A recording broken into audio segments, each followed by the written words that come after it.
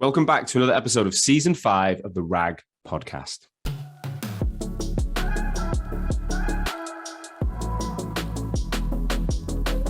As you guys know by now, this is the number one podcast across the recruitment sector globally.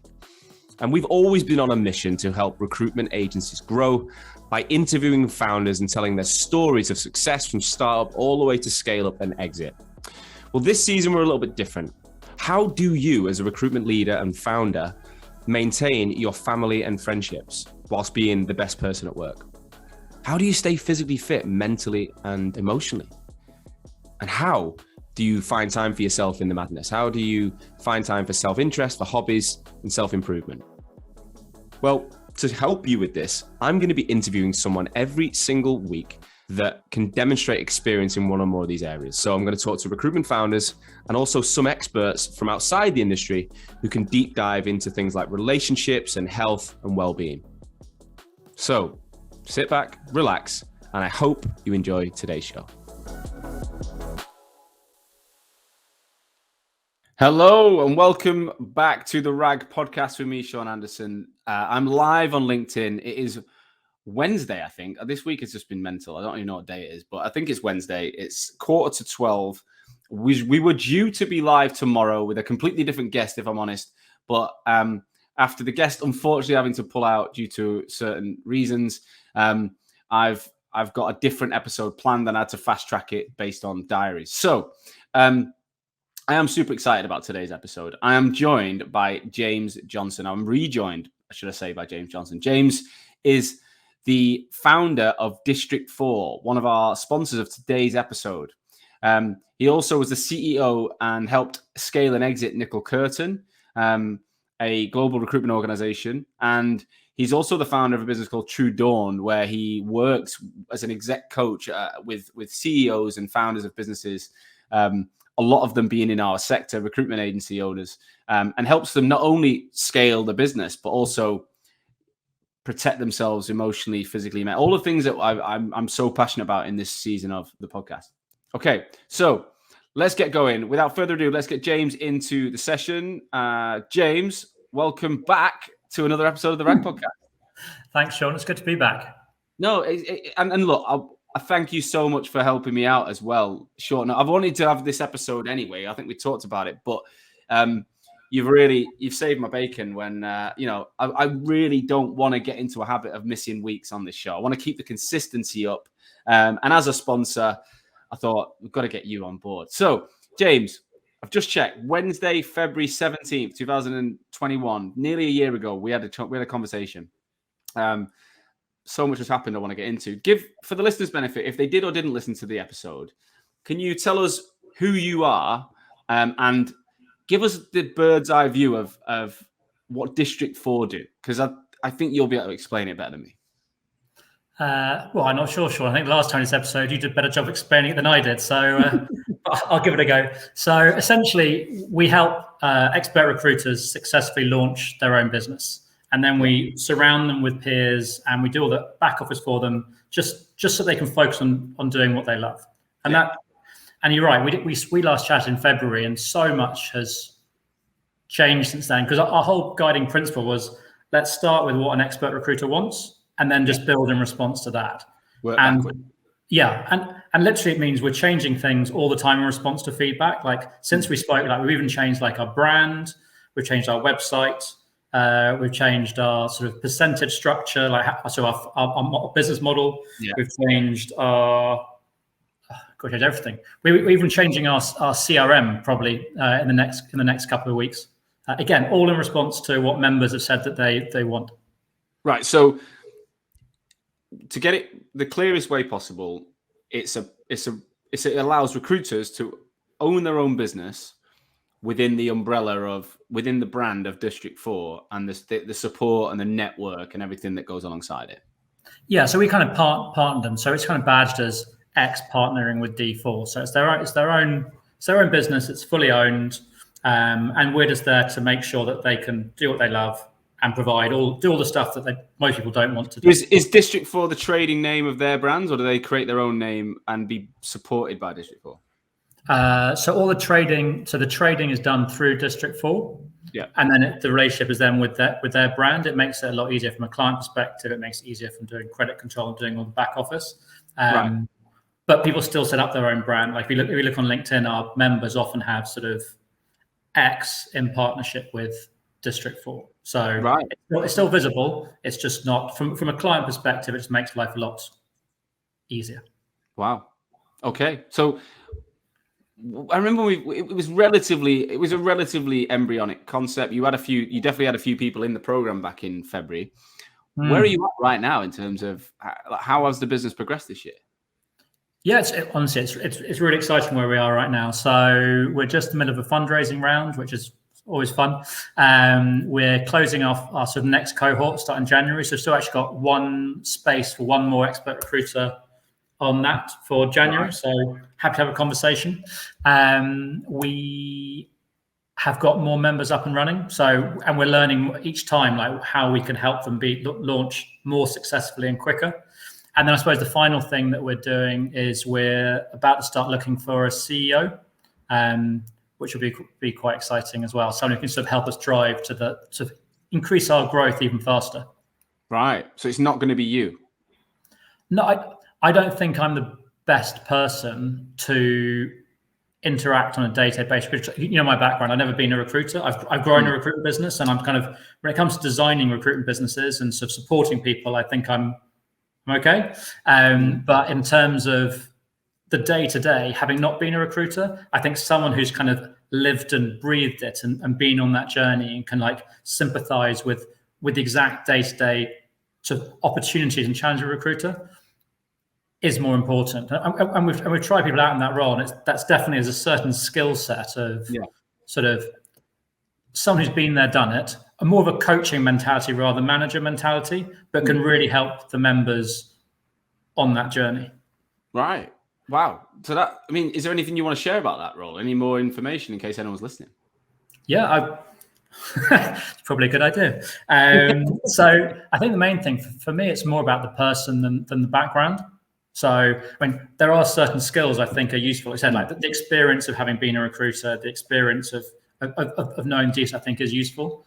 But in terms of the exact skill set, I'm open. It's really about a person who like believes in what we're doing, who kind of, as one of our members said, is kind of full of beans but not full of themselves, and really believes in collaboration. Because I think it's a great opportunity for someone to really put their stamp on the role and drive us forward. And there are certain things they'd need to be able to do. Like I think sort of getting involved with the member attraction side, getting involved day-to-day with the members and supporting them on their journeys. Those are two quite important skill sets.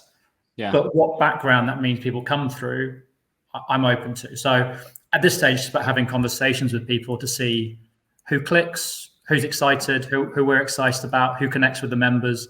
And how many members have you got?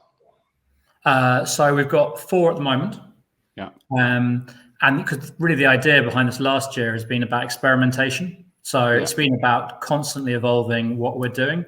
This next year is why we're taking in fundraising is about scaling a bit faster. Accelerating. And that's why it's now's the right time for us to bring in this role on kind of like a full-time basis. Yeah.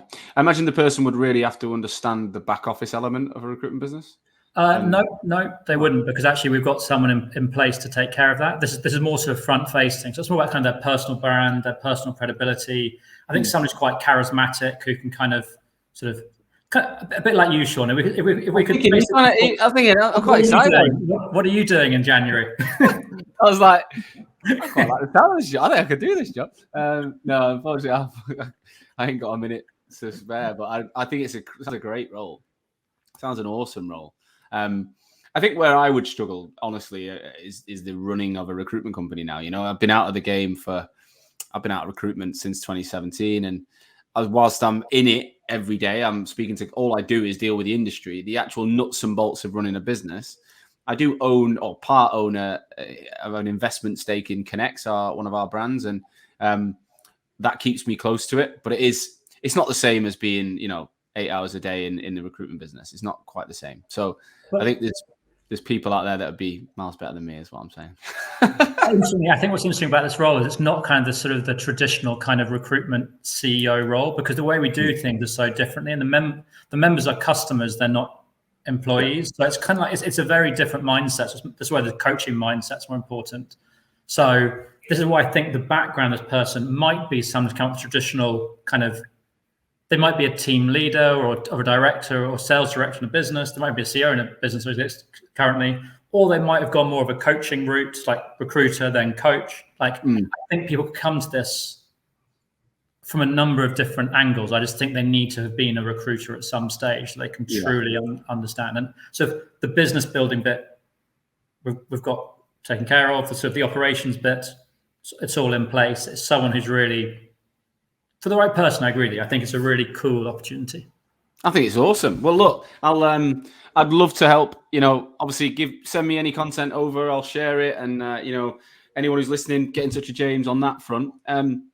So, James, one of the things, obviously, this season's all about understanding. I want to hear growth stories, but I also want to get under the bonnet of how do people stay top of their game, like holistically, because I think, I don't know about you, I don't believe being the richest guy who's scaled a company at the expense of all my family and friends. I'm lonely, I'm fat, I'm unhealthy. That isn't a vision that excites me. To me, it's about having it all. Really, it's about having a growing, successful company, having great relationships, feeling good about myself, mentally, physically, emotionally. I don't know. Is that greedy to want it all? I don't know. What do you think about? Do you have a similar opinion to that?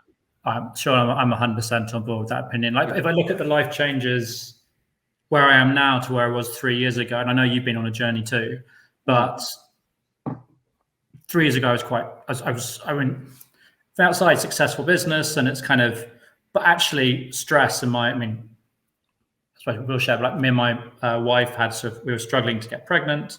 Yeah. Like there are a number of things where you look at it and go on the outside, it's like, oh, the success is there, but underneath it, it's quite tough. Yeah.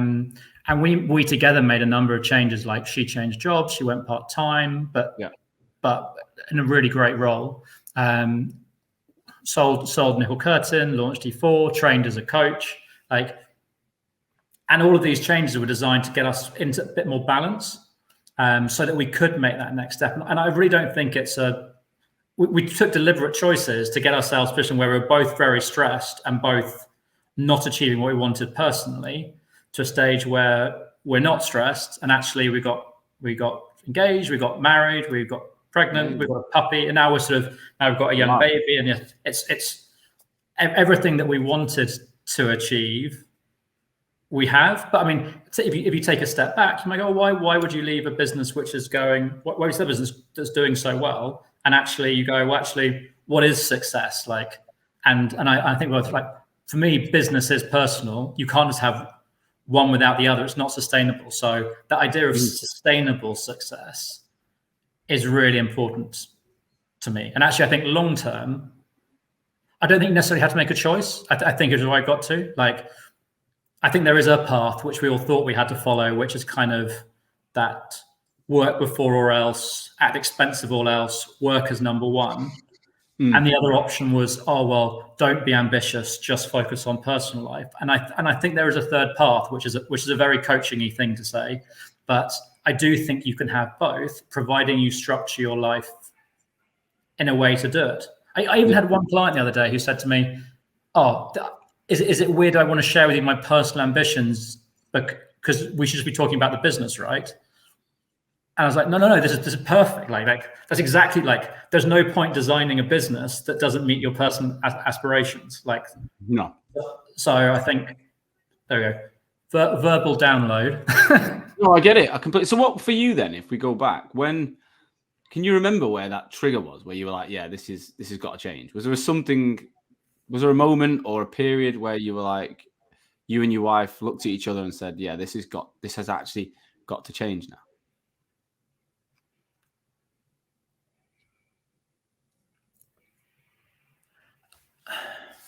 Maybe after our second miscarriage. Right.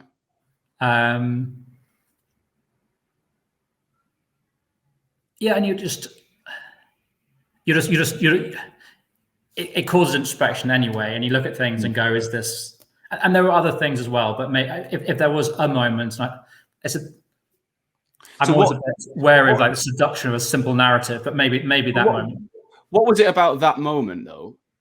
Like, what impact did the rest of your life have, or what impact did that moment have on the rest of your life? Because, like, you know, for a lot of people, everyone can empathize or try and empathize with that situation. You know, my brother's been through this for many years, and I've not yet, but I can see that struggle. You know, there's so much that goes with it. It's so emotionally taxing and draining. But why does that affect the rest of your job and make you make so many changes, and not just keep trying to have a child whilst doing what you're doing?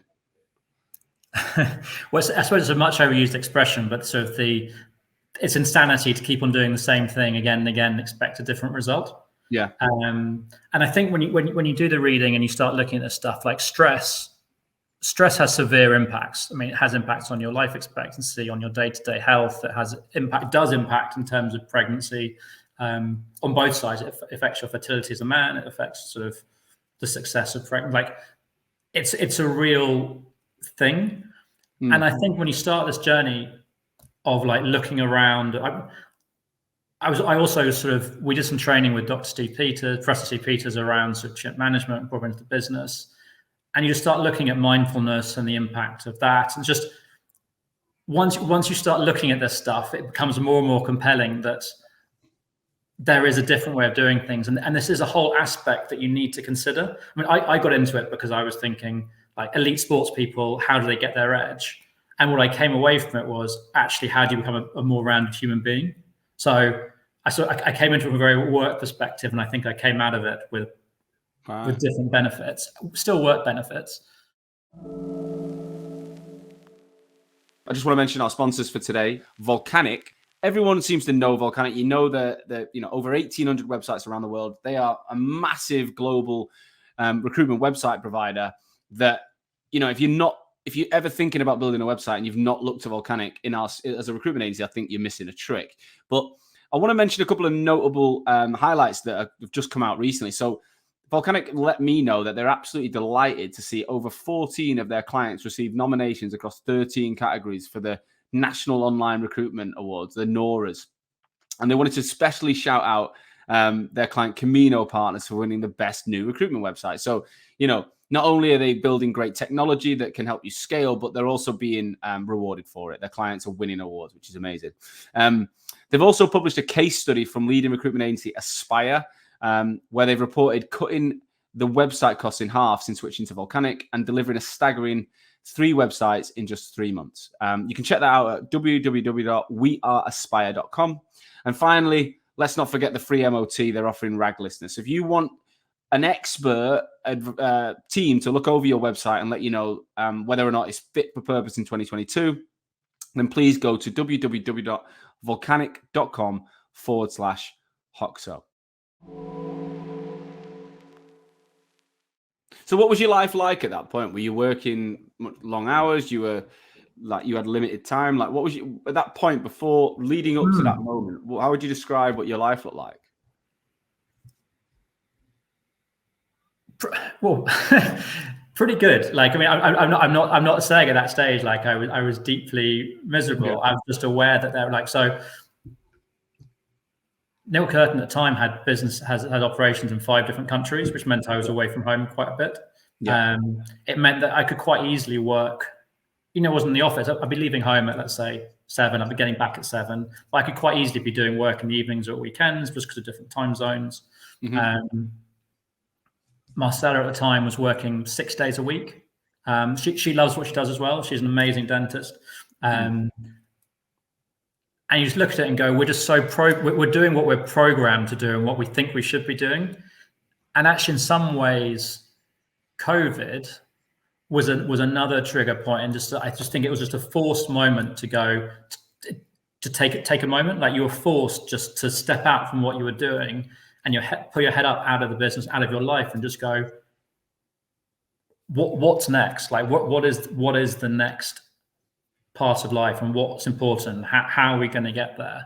And I think that was quite an unusual. I mean, it's a tough time, but it was quite an unusual gift, I think, to the world in terms of just to really take stock of so many things we're doing individually and globally, which actually, when you take a step back, don't really make much sense.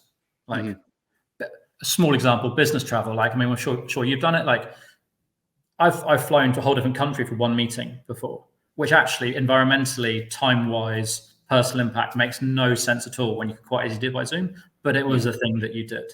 Or that is a small example of things that I think everyone does or did. But actually during COVID, you're kind of like, why? We're not doing that anymore. And let's say when you take a step back and go, okay, how do I want to design my life if I'm going to be a parent? That suddenly looks very different. Like the idea to me now of actually, like, let's say having 2 weeks paternity leave and then wandering back into the office and leaving my wife by herself at home just feels madness. And I know people have to do it. And that's not a judgment on someone else. I just, having lived it, I'm so glad that I made the changes that I did. Because I can live the life that I want, and I can be the partner that I want to be. And I think I can hope. If you could bullet point or summarize then the vision you had at that moment when you said you were going to make changes. What was it? What was the vision, and what were those important elements to you? I think one was changing my priority. Right. So it was suddenly making this idea of my future family my number one priority. Right. So it had always been very much work first, everything else somewhere like I wouldn't even say two. It was kind of like 3 or 4. I didn't really have a 2. It was all work. But suddenly it's like this concept of a future family and what it would take to make it reality. That became the guiding principle, and what that looked like. So that meant like more flexibility. It meant more time at home. It meant more control over my working hours. It meant sort of even changing who I worked with on a day-to-day basis. And surrounding myself with people that were kind of, I'm quite even like, you are who you're around. People who want to achieve similar things and on similar journeys. So I really think that you see this in coaching as well, just really clarifying your objective, like your future where you're trying to get to. So many of the other decisions just subconsciously drop out. And there were things practically that we did, like this is going to sound quite sort of silly, but we basically, we have on our whiteboard in our kitchen, we have like a list of goals for the year. And then we just tick them off as we do them. It's actually very satisfying. It's not a long... And that's you and your partner as opposed to just being work. So I think having those conversations together rather than going, okay, this is my business objective, and here's my family, and I'll take care of my family because my business objective is going, okay, well, this is my family, number one. What does that mean my business life and my whole life needs to look like? And then together we'll talk about what our mutual objectives are and how that fits together. You know what? That is incredible, because I've been thinking this for weeks, right? And I say it all the time. I've mentioned it on every episode of this season, right? I think to run a business successfully, you need to have really strong structure. You need goals, objectives. You need processes. You need communication strategies. You need meetings. You need to be open. You need to be vulnerable. You need to argue and fight and get stressed or whatever. But you're in it together to get to a goal, right? Like we have such specific processes around building teams, communicating strategies. And then I ask some of the most decorated founders in the industry, I'm asking them, what do you have then outside of work? Like, what's your communication strategy with your wife or your husband? What's your plan to engage your children? What's your plan around your own mental health or physical health? And I'll be honest, I'm yet to see many who have anywhere near the level of detail outside of work as they do inside of work. Now, some of these guys, don't get me wrong, appear to be very happy, very successful. And again, I'm not judging them. But I do believe behind the scenes, a lot of people hide behind the business and there's shit going on that they're ignoring. And like, you know, I've talked to you about it. I've come through a divorce in the last couple of years. I'm now in a relationship. My life's ridiculously different. And the way I approach this relationship is ridiculously different. Now, I think I was pretty wired into my my original relationship. I used to say all the time, I don't want my business to affect it. But what I didn't realize is just willingly trying to be a good partner is not going to solve problems if you don't talk about them. You know, we probably did 2 years of not addressing some of the biggest problems in our relationship, which led to the end of the relationship. And if you'd said to me now, Hoxo's got a massive issue that you're not addressing every week, you're ignoring it. And you're like, no, like we're going to talk about it. You know, it's part of our DNA. Like, we got to get it out there. And it's like, and so you've been through it. You work with founders a lot, businesses in recruitment.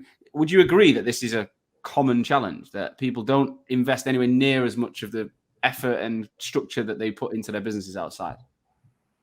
100%. And I don't think it's just a recruitment thing. I think it's a CEO founder thing generally, because I think we feel guilty about investing in ourselves. It's kind of like, we should invest in the business, we should invest in the people.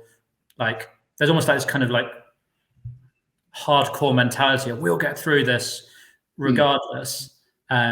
It's why so many CEOs do, and I put myself in this thing, like, do ridiculous things like Ironman, just because it's kind of all that same mindset of, let's prove how tough. It's like, in retrospect, it's kind of, I mean, some people do it for the right reasons, but I think some people do it for the wrong reasons. I put myself in that category as well. It's just like, what's the next challenge? How much can we brutalize ourselves? Yeah. Who are we doing it for, though? Who's it for often? Is it for ourselves? Is it for the rest of the world? Is it for validation? Why are we doing these things? I think everyone is different on why they do it. But I think it's, I can tell you, so about 5 years ago, I joined a CEO group, and there was 10 of us, and we all joined. And we all had to give ourselves scores on sort of different things like people centricity, caring about your customer, etc. Everyone would give themselves like 8 or 9 out of 10. It's kind of like, great. And then looking after yourself, everyone scored 3 or less. Wow. And actually, I think the first step is just giving yourself, realizing that everyone's doing it, and then giving yourself permission to do something about it, because we just do not want to invest in ourselves. We feel guilty about investing in ourselves. Like, my wife and I joked the other day, like, we just invest in training for our puppy at an amount that we would both have thought twice about investing in ourselves. But because it's someone that we love and it's not ourselves, like, of course, I mean, like, why wouldn't we help his behavior? Why wouldn't we why wouldn't we want him the most happy, fulfilled version of ourselves we can? Yeah. But you wouldn't do that for yourself. And I think that giving yourself, realizing it, as with most problems, like, realization is the first step. And then giving yourself permission and surrounding yourself with people who support you on that journey in terms of giving yourself permission and making changes, I think is the critical step. 100%. I mean, I couldn't agree more. I mean, I told you, when I started working with Dr. Ari, who was on the show a couple of weeks ago, you know, I was in a real dark point, and I was very vocal online. I was podcasting. My academy had just started booming. My business was growing. You know, I have this relentless attitude towards personal content and putting things out there. But behind the scenes, I wasn't confident. You know, I remember in between July and September last year, I was waking up every morning not wanting to work every day. And the reason was I was out of a marriage that had ended abruptly and in a really not a good way. And I was trying to process it. And the only time I had was outside of work, right? And I used to wake up at 5:30, 6 every morning. I was living at my brother's house originally in Alderley Edge in Cheshire, beautiful little village. And I'd take my dog Henry out and I'd go for a walk between 6 and 7. Because my academies were between 7 and 8, depending on the Australian audience. So sometimes I'd have till 8, sometimes I'd have till 7 a.m. before I had to get on the phone and a video. But I would start this walk, and by the end of it, I was dreading the end of the walk, because I was listening to like a relationship podcast. I'd listen to stuff that's non-work related or just music. And it was my way of processing what had gone on.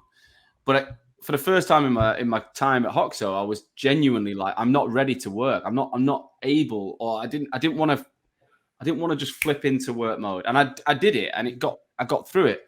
But then when I started working with Ari, I realized, like, I had to give myself more than 45 minutes between 6 and 7. It wasn't enough time. I had to give and I've been giving 90 minutes a week with him every week, one off, plus all the other things I've changed. Like I go to the gym each lunch, I do all these different things. And I don't think I'd have got through it without the help. I don't think I would have. And then he's pushed me to surround myself with different people and think different. What would you say is like a classic scenario that you normally step into when you're working with a customer on the Tudor? What do they look like when you normally get involved? So it's normally in response to something. So I think very few people proactively go, I think this could be an issue. Let's do something about it. It's actually normally something's gone wrong, not normally business-wise, but sometimes personally. But often the business impact is often personal as well. But people often take longer to talk about the personal. It's much easier, as you said, to talk about it in like business terms, and this isn't working. The journey is you eventually had to bring in the person as well, and that's where the real power comes in. But I would say, so let's say, I don't know, some might have lost a big client, which is suddenly putting sort of pressure on their P&L, or it might be they're scaling really fast and feeling like they're slightly out of control. So it can be like sort of a threat of failure or threat of success. They're both quite high stress. Often that will lead to some personal anxiety around can I deal with this? And I think it's also important to say at the moment, like I think leaders are always feel isolated because you're always the one that's providing the battery for a business, and everyone's relying on you. And there's often no one you can talk to truly openly about what you're going through.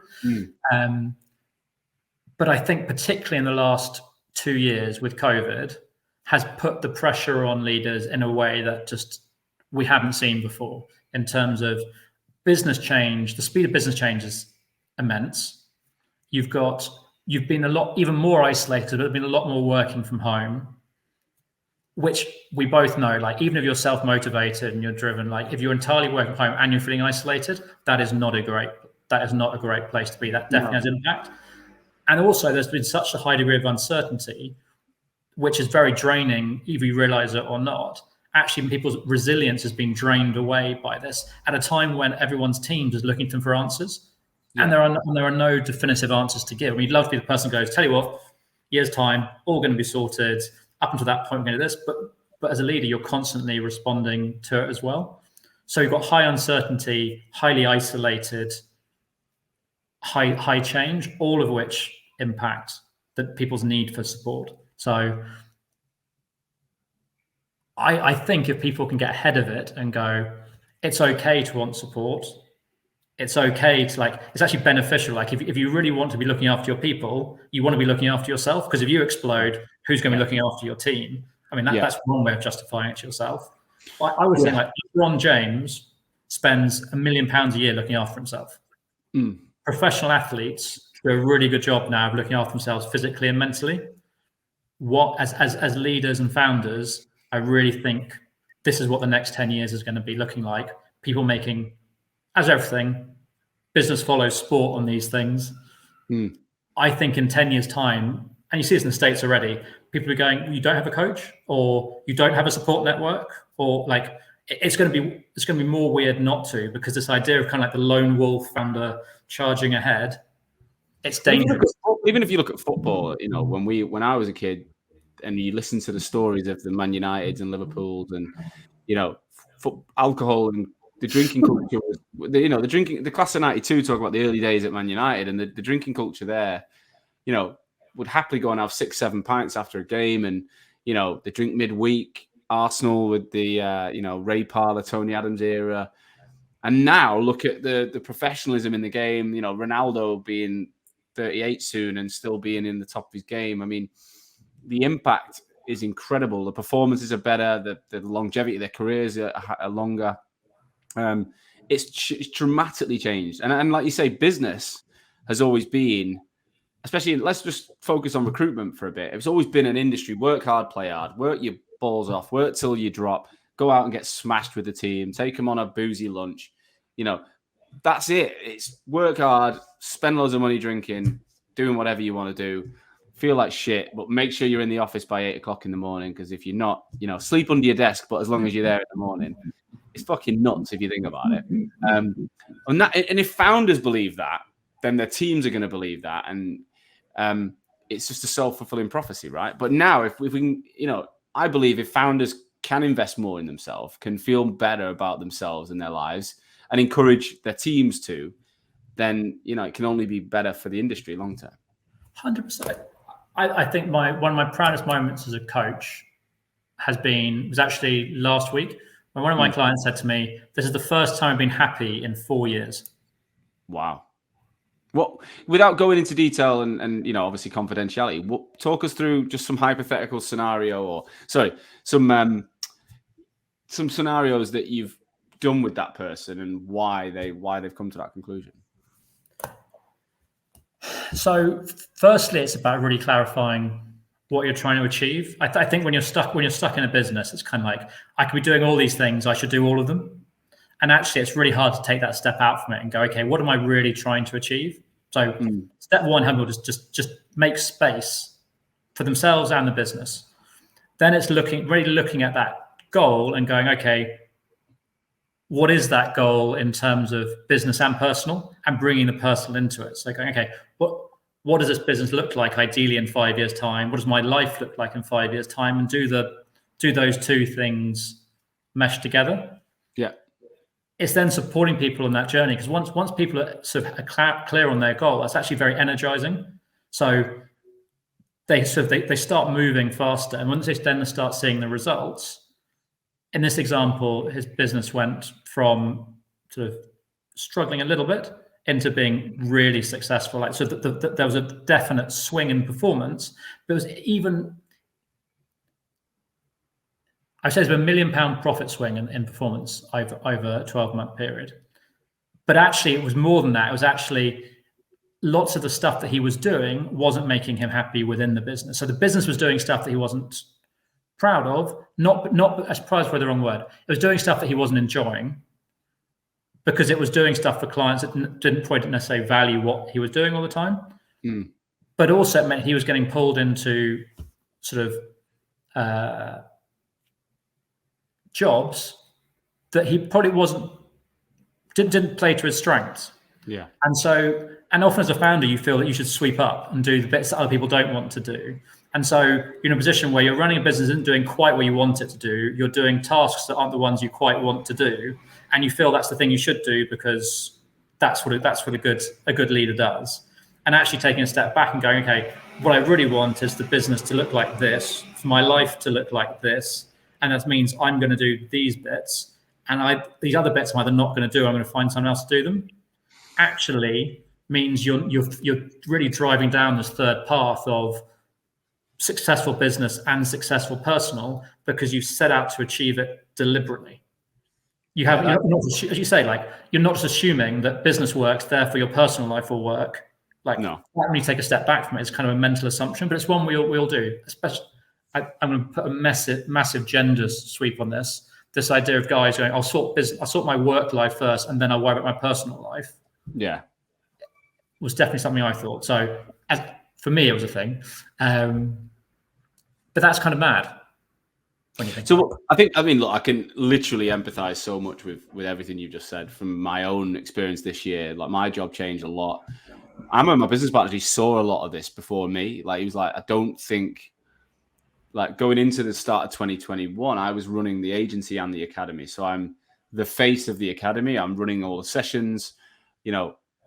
At the beginning of the year or late last year, I was running like 8-9 hours a week. Then we changed the model, so it was slightly less intensive, but I could cater for more people, which is great. But I'm then driving the marketing and the sales of that as well. Plus, I'm looking after the agency, and it was just too much. So he said, look, I think you should do this. Step aside, I'll do that. And then I took academy, he took agency, and it's been a great move. I mean, there's challenges and things we now need to check. In fact, we probably need to bring it back a bit closer now. We've worked out that things have pulled too far away, but it's been a dramatic, for me, it was a huge change, and it was a huge benefit to change. And it felt a bit of a failure when he first told me, because he said, like, step aside. And I'm like, does that mean I'm not good enough? but it took me a bit of time to go, actually, maybe I've done a good job to the point where they don't need me as much as they did, and there's positives in it. And then I read this book called Essentialism. I don't know if you've ever read it. It's a cool book. It's a really cool book, and it's a guy called Greg something, and he talks about like you're better off being really good at one thing than being average at 10. Like, and he's like you're looking at traveling a distance. If you travel in 10 directions, you're not going to travel as far as if you just travel in one. And he said the people that really succeed just they stay in one lane, or they stay as close to one lane as possible. And it can be really hard when your business, especially in recruitment. A lot of our clients, my clients, your clients, they are spread across different sectors, different industries, different contract and perm, and they've got embedded models, they've got contingent models, they've got retained teams. Again, is it realistic that you can work with someone and they can? Have you ever seen anyone like turn things off, for example, or change things quite quickly based on the advice you give them or the coaching you give them? Not advice, because it's not advice. Do you see them have like aha moments and make quite bold decisions to then get to where they want to be? Yeah, 100%. Like I've had clients turn off an entire business line, maybe their original business line.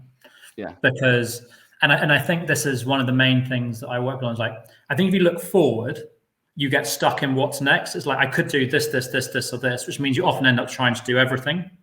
I really think if you start with the end in mind and then work backwards, so many decisions just fall out. And I think this is where coaching comes in, is just asking that question and going,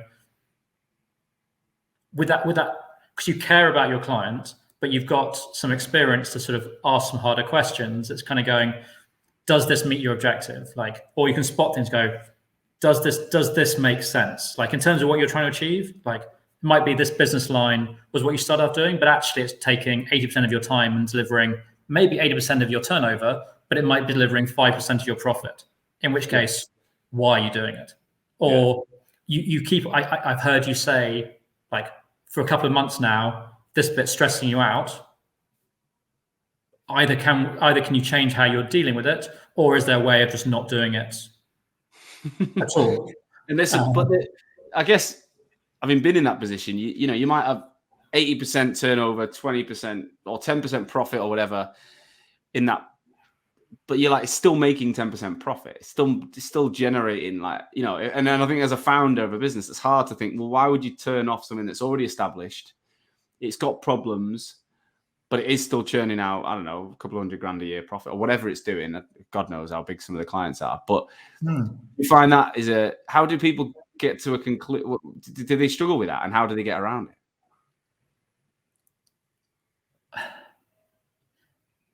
I think different people are different.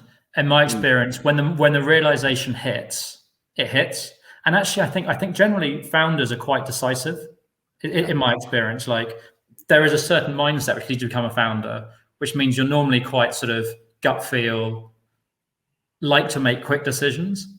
And I think once that clarity hits and you're clear that it's towards your bigger goal, it actually can be quite quick. Like one client recently, literally, it was a question for me around this business area. By the time we spoke the next time, he was like, I was going to check in with you, but I decided I didn't need to, but I've shut it down. I was like,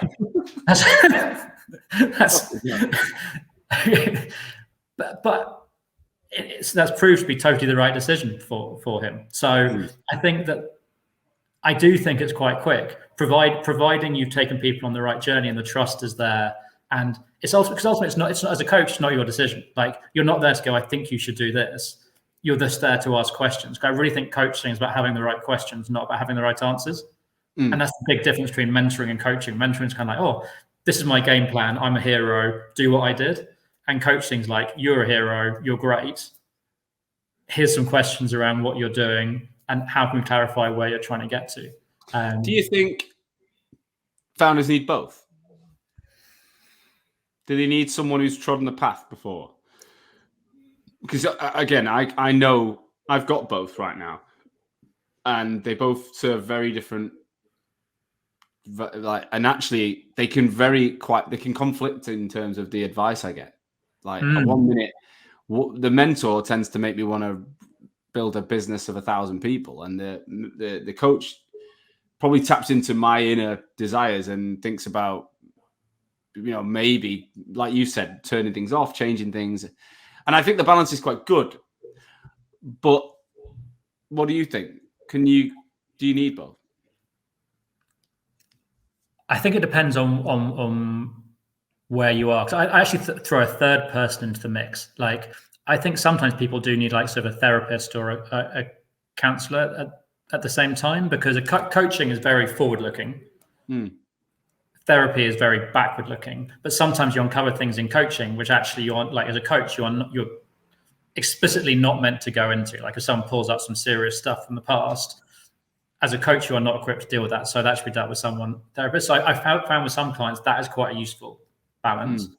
In terms of the mentor, I'm slightly biased in this. I was always very resistant to the idea of a mentor, just because I don't like being told what to do. And that is definitely a personal flaw, is that I tend to be quite bad at receiving advice.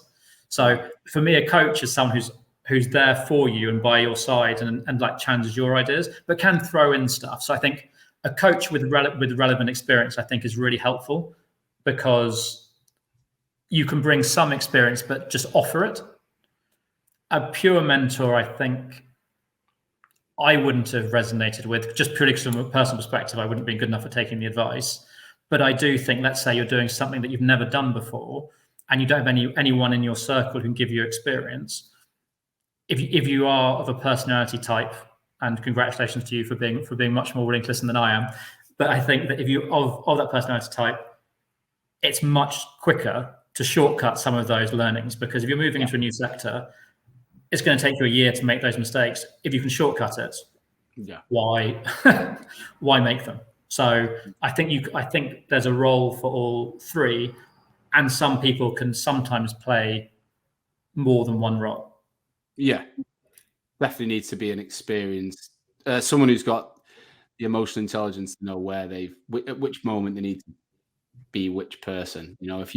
I find that if you look at a recruitment business, it's usually built on people that have done the job, who train people to do the job, and they train people to do the job. So it is a mentorship model. Everyone's telling you, this is how to do it, this is how I did it, this is how it works.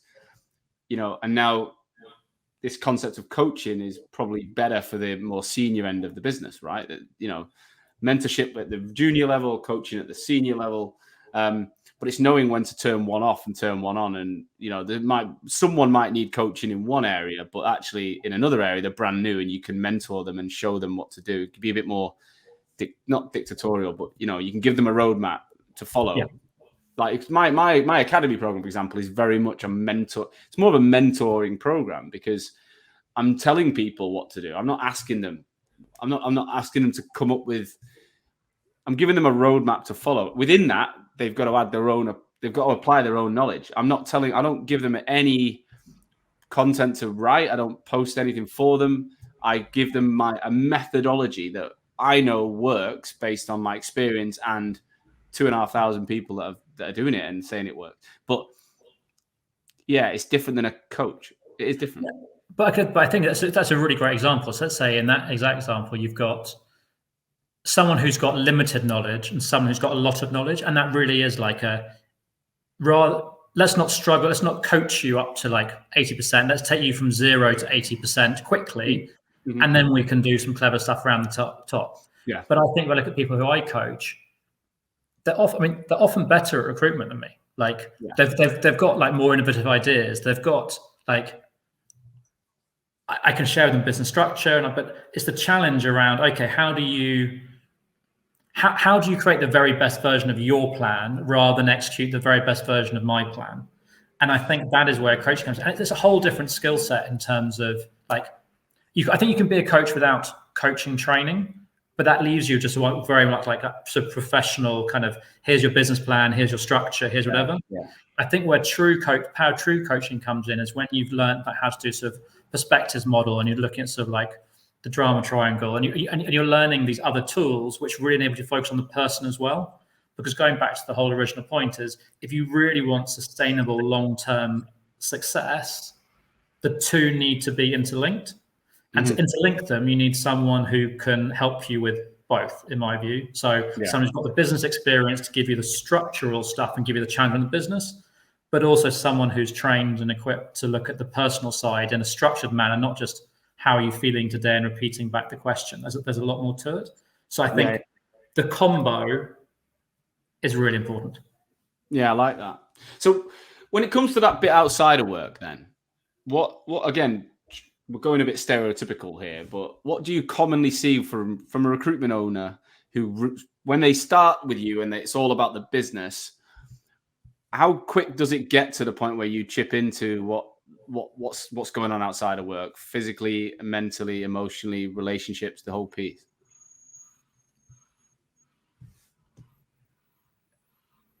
It does really depend on the client, because some people really come in like, this is purely work, it's purely work, I don't talk about personal, in which case it might take, I don't know, 6 months, if that's as long as they want to take. Or it might be someone's coming into it and going, I'm feeling super overwhelmed, I've got this issue. I'd say that the more the reason is a threat issue rather than a success issue, the quicker the personal bit comes up. So if it's kind of like a sort of a business threatening reason, which is triggering the coaching, I would say the personal impact comes out a lot quicker. If it's kind of a business success thing around how do I cope with scaling, how do I do this, I think it can take longer, maybe like 3-4 months. But what I would try and get my clients to is just putting together that bigger picture. Would start, even at that stage, start asking elements around the personal in terms of when you're visualizing what you want your life to look like, what is that? And people may then just start with like, oh, I want to have 5 million revenue, I want to have sort of 100 people, I want to be in 5 countries, I want to have this. But I would ask questions around, okay, well, who's with you in that moment? Like, what's your personal life look like? What does success look like? And maybe they're not ready to explore some of those areas fully, but I think even getting those out at the early stage and that kind of that future vision is really important. I had another client who I did an exercise with, and then the following session he's like, I had this meeting, and literally all I could think of was this kind of this visualization of what you're doing. I was just going, God damn, James, I can't believe it. All I could think of was visual, like me in this house with like my family, and like that was like affecting my my decision making, but in a positive way. So I think it's really powerful. And do you find that there's common themes, like in terms of they're underinvested in their family, they're underinvested in their health? Is it common that is there things you see quite regularly from recruitment or owner audiences? I think there's a quality time element in terms of I think we have this logical fallacy of time is equal. It's kind of like I can, and I think that if you can, not all time is equal. Like if you can give quality time to your family and you give quality time to your business, which takes a lot of discipline to do, actually you can achieve a lot more and be a lot happier. So I think one thing I would say is people are often overspending time on business, but a lot of that time can be junk time. And there's definitely diminishing return around once you start spending X amount of time, the business isn't really benefiting, but your personal life is really suffering. I think people not investing in themselves from sort of a coaching support, having the right network, doing the things you talked about in terms of personal care, like going to the gym, sort of looking at their lifestyle. And it's sometimes quite hard to get into that without sounding a bit preachy. It's kind of like, I don't care how much people drink, but logically, if you're absolutely killing yourself with alcohol or drinking a lot, that is going to affect your performance. And you say you're back in the Paul Merson era, Arsenal in the 80s. So there are definitely, I'd say, isolation, imbalance of time, over prioritization of work, lack of clarity around what their actual work/personal goal is, and maybe just completely ignoring the personal side, leading to just an overall sense of something isn't quite right, or I'm not going to hit my business goal. Like I've got this quite ambitious business goal, but there's something side that I'm not going to hit it, which can lead to a sense of frustration, lack of motivation, stress, all of these things. Do you find that people, again, more commonly on the average, is people's personal life part of that vision until you mention it? Like, do they come with a business vision and then it's like, oh shit, well, oh yeah, let's now think about the rest? Or do they come thinking, well, I know I want to be here, I want to live here, I want my kids here, I want that there? What's the balance like? I would say 95% it's all business.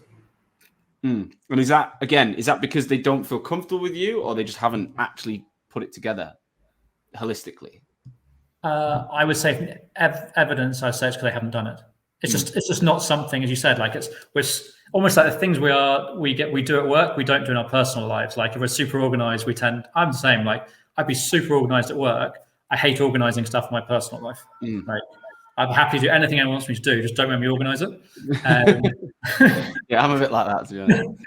But and I think the same with personal. It's like we kind of had this assumption that we fix business and the personal stuff will follow. Like we get our income to a certain stage, we can then look after our family.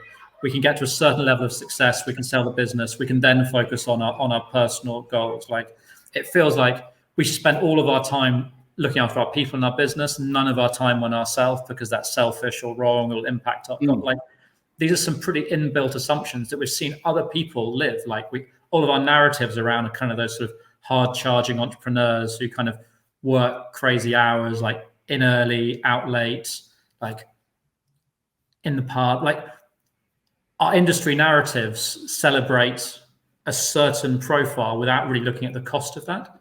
And I think this is why, I think the series that you're doing is so valuable. I think the more people hear that there's another way, and actually it is possible, hopefully we can change that narrative, because then we'll be setting the right sort of example for the next generation. The next generation come through and we go, well, of course. I mean, why wouldn't you? It's kind of obvious, right? You look at your business and your personal goals, you make sure they work together, and you'll be happy. I mean, that sounds No, it does. But even I have moments where I'm recording and I'm listening to one of my guests and I'm like, fuck me, their story's so compelling. They're growing. I'm almost jealous. The ego kicks in. I'm like, wow, I wish I could grow to that. But then I look back and I think, actually, what do I want? And I'm doing the things you're talking about in my personal life. I've got a vision. I know where I want to be. And then it's grounding myself back to what's important for me, because I could slog myself to an extra level and I could probably churn out a bigger business, but at what cost? And I think it's, I'm not here to tell anyone, I'm sure you're not, like what's right or wrong. I just want people to be aware and make them aware that there is also more to life than just running your business and being a business owner. It'll be more fulfilling if other things are fulfilling. They're not, you can't have one without the other, I don't think. I think if I had one thought on this, it's just that make a conscious choice. It's like make a mindful decision. Like you can choose whatever balance you want. You could say like, I'm gonna go 100% work, 0% personal. That is a choice I want to make. I just think it's just take a moment, get support, and go, what is the choice I want to make? Like make an active choice around what you want, and then drive from there, rather than make either think you don't have a choice or it has to be 100% work and then family. Amazing. James, we've run out of time, but if anyone wants to reach out to you, have you got capacity to work with new people? Like, are you able to work with new customers if anyone's listening? Yeah, well, so my baby is now coming up to 3 months. So actually, childcare is becoming a bit easier. So yeah, I'm beginning to have a bit more time again. Wicked. All right. Well, look, I hope people reach out to you, mate. I think you're, what you're doing is incredible, both from a District 4 perspective, the CEO role, and also from a coaching perspective. They all, I think it all ties in. It all ties in. I know the vision for District 4 is to produce a business that caters for what people want, not just what you want. The reason you're giving that partnership is that they are in control of their destiny rather than working for you and being told this is where we're going. So I do get it. Thank you again. I knew we were going to have this chat. Timing wise, I think it's actually been perfect to drop in when it has. I'll make sure that everything's tagged on all of the content that goes out so that people can reach out to you. And is LinkedIn the best place? Is that an ideal spot, or is it email is better for you? Yeah, LinkedIn, or just drop me an email at james@district4.io. Wicked. James@district4.io. All right. James, as always, an absolute pleasure. And we'll catch up with you. Well, let's get you booked in again in maybe about 10, 11 months' time again. Let's see where you are then. Awesome. Look forward to it, Sean. Thank you, as always, for listening to today's show. I truly, truly hope that you got value from it. That's the only reason I take time every week, is to ensure that my audience, future and existing recruitment owners, are learning from each other to make this industry that I love so much stronger. Today's episode was brought to you by Hoxo Media.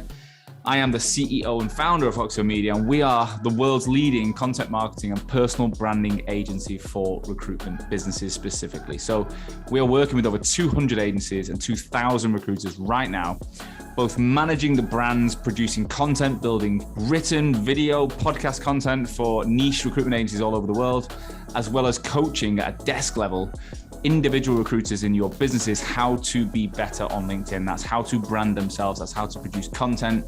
That's how to use the opportunity on LinkedIn to get traffic to their profiles and turn that into business.